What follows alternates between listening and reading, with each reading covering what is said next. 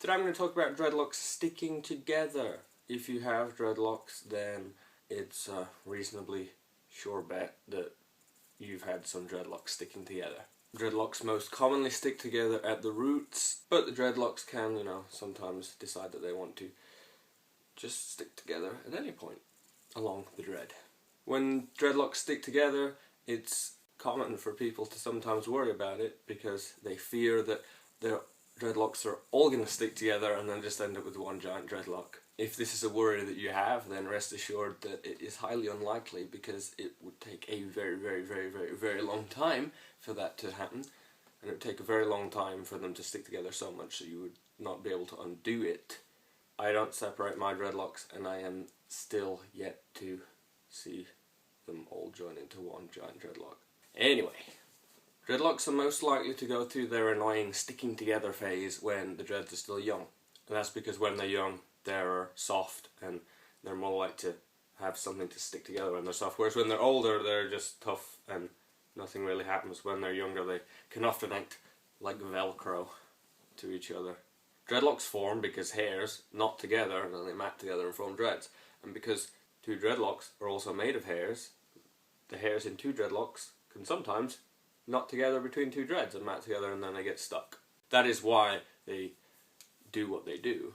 Some people like it when the dreadlocks join together, and when two dreadlocks do grow together, or more, here two dreadlocks have grown together to form one thicker dreadlock, and here two dreadlocks that I've let grow together to form one thicker dreadlock. So when you allow it to happen and when you encourage it, when you want to thicken the dreadlocks, that is referred to as a Congo dreadlock, and the dreadlocks conjoin like that. And if you would like to know more about Congo dreadlocks, I have a video specifically on Congo dreadlocks, and you can click here. I'll put a link here if you're watching on a computer that you can click, or if you're watching on a phone or don't want to click right here right now, then I'll put a link in the underneath information section that you can click to watch about Congo dreadlocks. But this video is more specifically about people who are having dreadlocks sticking together and they don't want it to happen. Perfectly natural and perfectly common for dreadlocks to stick together, and I would find it strange if you'd never had two dreads or more stick together. And it's quite simple to undo and stop them from doing it. You simply pull them apart. So here I have two that have started to link together. There's a little web of hairs between the two dreads, and I'm just going to take the two of them and pull them apart, split them.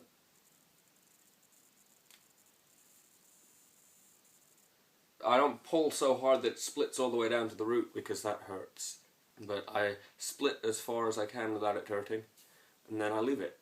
What will then happen is, as those dreadlocks grow longer, those annoying webs that are too close to the scalp for me to rip now will eventually be further away from the scalp because they'll grow out, and then I'll rip those and then it'll separate those two dreads. When the dreads are young, you can find this happening a lot of the time, so you might find that you have to separate almost all your dreads rather frequently. Now, I wouldn't worry about separating them every single day. You might find that they're starting to link together quite quickly, but it's quite easy to separate, a few single hairs.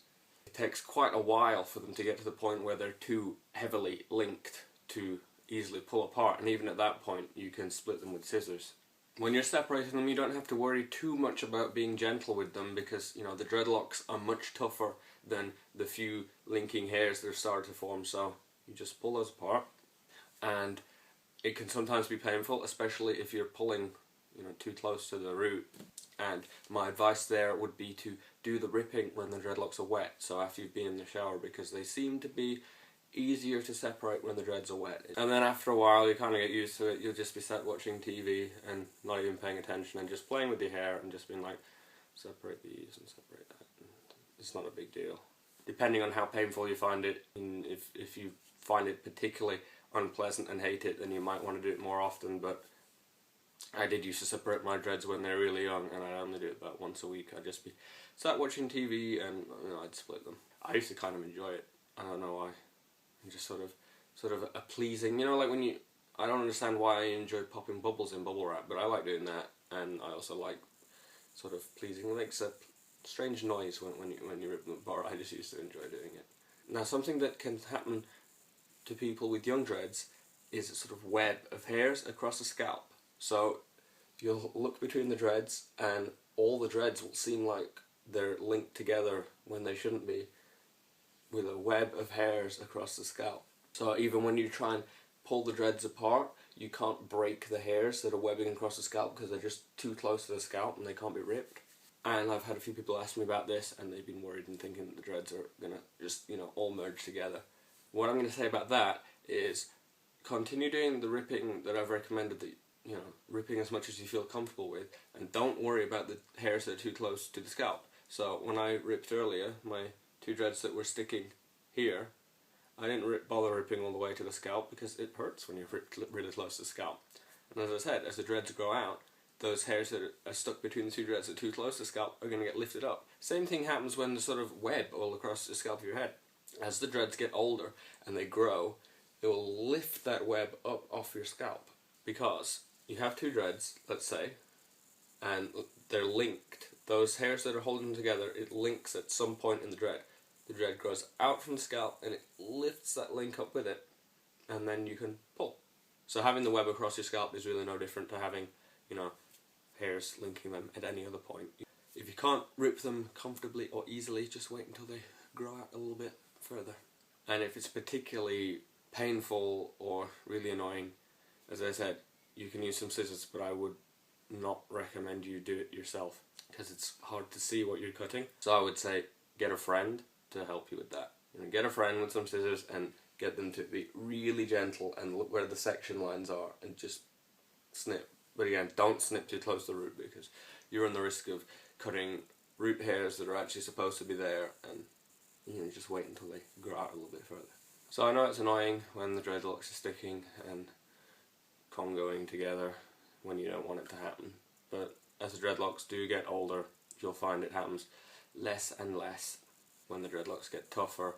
And one of the main reasons that they do it when they're young is because you sort of have overlap in some of the sections. So if you've not been particularly meticulous with your sectioning, we've pulled some hairs into one dread that aren't really supposed to be there, then they're going to start to bind together. But after you've been pulling for a while, then all the dreads are going to be sort of neatly sectioned. They're only going to have the right hairs in the right one, and then it's going to be sort of only random occurrences when they start to link together after that. And if you've watched my Congos video, you'll know that once the dreadlocks get matured, in some cases you actually have to encourage them to start linking together again.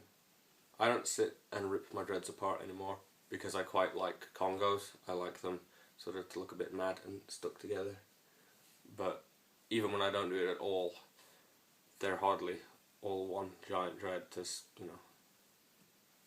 Hope that cleared up some questions that you may have had about dreadlocks sticking together and helped reassure you that it's normal and not something to stress about, and they're not going to turn into one giant dreadlock. If you have any more questions regarding this topic, please feel free to leave them in the comment section below and I will answer them as soon as possible. If you enjoyed this video, feel free to click the thumbs up button, and if you like my videos, you can subscribe if you wish, and then you will get all of my new videos sent to you as they are released. Thank you for watching. Farewell.